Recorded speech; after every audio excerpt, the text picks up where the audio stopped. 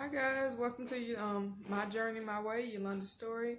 Last time when I left off telling y'all what happened with me being diagnosed with AML, I left off when I got to Medical City, and I said I was gonna have my husband to come on and talk about what happened when I couldn't remember what was going on because I was in and out.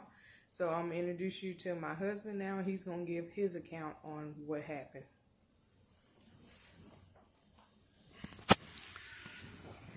All right, hey y'all. I'm Billy D, and Yolanda's my wife. I, it started back in February. My wife had me to take her to an eye doctor, drive her to the eye doctor, and we got to the eye doctor and everything, and came out the eye doctor. She was complaining about her legs hurting real bad and stuff like that, and I was like, "Well, baby, let's." Going on and go to the emergency room, see what's going on, right?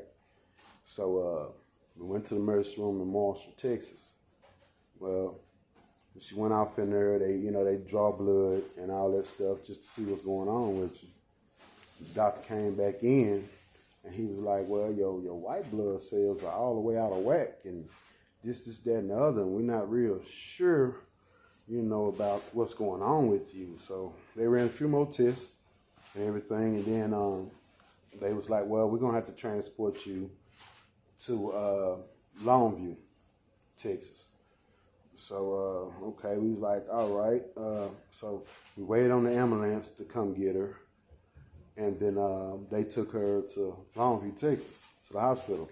So we get to Longview and everything, and at this time, I'm like, I wonder what's going on, I might have had an inkling of what was going on in the back of my mind, but I was like, no, it ain't this, it ain't that, So what happened was, the doctor, they did some tests in Longview. So when they did them tests in Longview, they did the blood test and all of that and everything, and then the doctor came back in later, and he was like, "Well,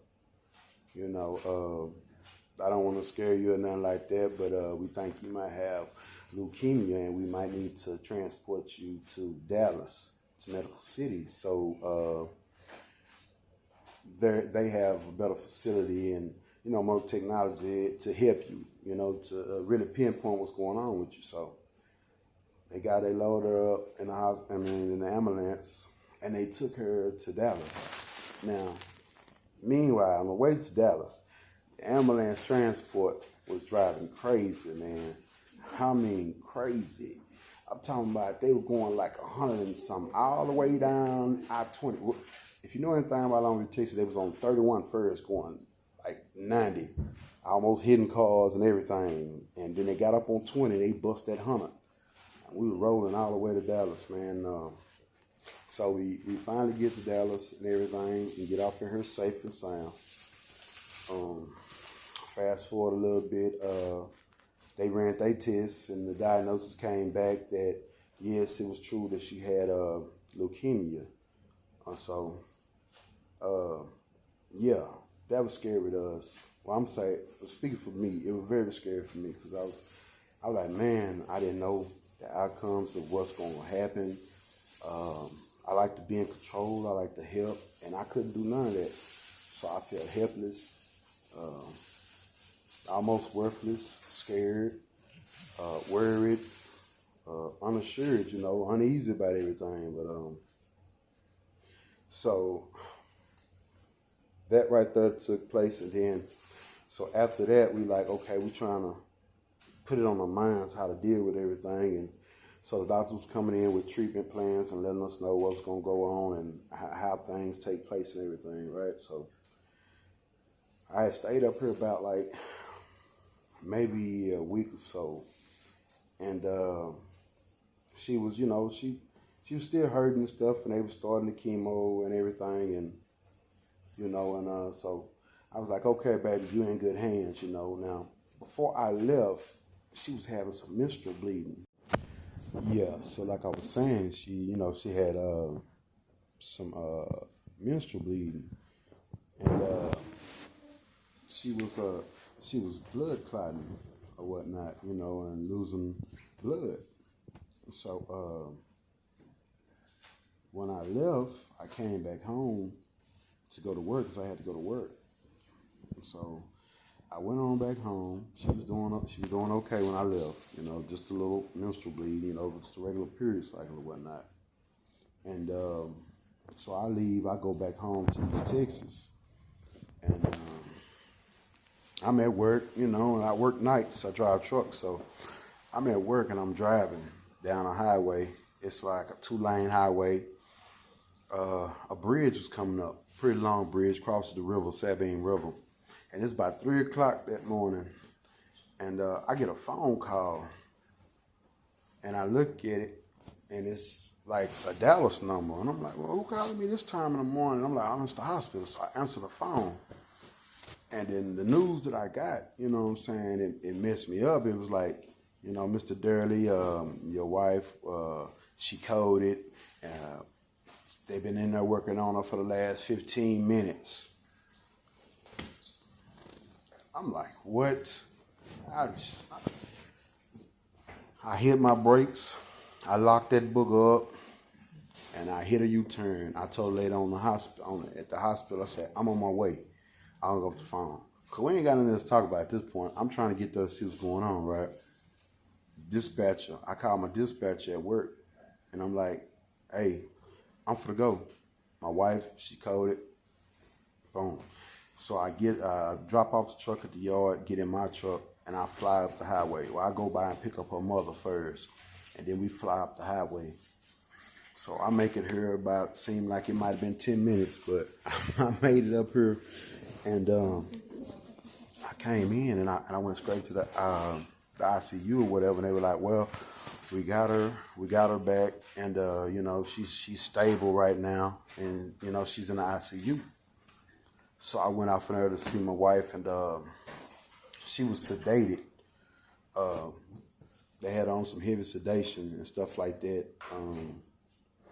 because she was trying to wake up, and so they had to put sedate her or whatnot, so they could work on her good. And so I sit there for a couple of days and waited till she, shook back and stuff, and then they was like, man, at first they were like, man, she might have brain damage because she was unconscious for all that long.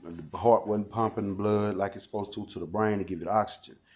So they were like, she might have brain damage, this, that, and the other, So, as a man, as the husband and the man of the family, you try to be strong, and be the rock. But man, that broke me, that hurt me, because I know, my wife, man, she's a free spirit, so I didn't want that to happen to her. So she woke up, and she was kind of, loopy from the sedation, her language is a little, off, and to myself, I'm like, oh no, is what they saying is true, so it had me messed up there for a little bit, but we kept praying. And she shook back, man. She shook back, and I know it was nothing but God. In the midst of that right there, she had blank spaces in her memory. She didn't remember none of this, She didn't remember going through none of that. Only thing she remembered when she woke up, her chest was sore, and all that kind of stuff. And man, and just filling her in on what happened and everything. And, it was very emotional because I almost lost my wife. She almost lost us. Me, the kids, our family, man. So for anybody out there now, that's watching my wife's story, following her story, man. If y'all have family members that's going through this, I hope it can help you. I hope what I'm finna say right now is for to help you. The love, mercy, grace, kindness of God that flowed through the nurses, the doctors, and everything. It blessed us. God blessed us, man, and He surrounded us with good people to help us out. And he'll do the same for y'all too, man. It's a struggle, but it's a struggle and a fight that Yolanda's gonna win. And we currently up here now for her transplant. You did, yeah. I remember you. Strong lady. We gonna make it. Y'all stay tuned to my wife's channel, to her journey, you know what I'm saying? Embark on a journey with her and, you know, show love and support, not just to her channel, but to people that you know that survive cancer or going through cancer. All right, y'all.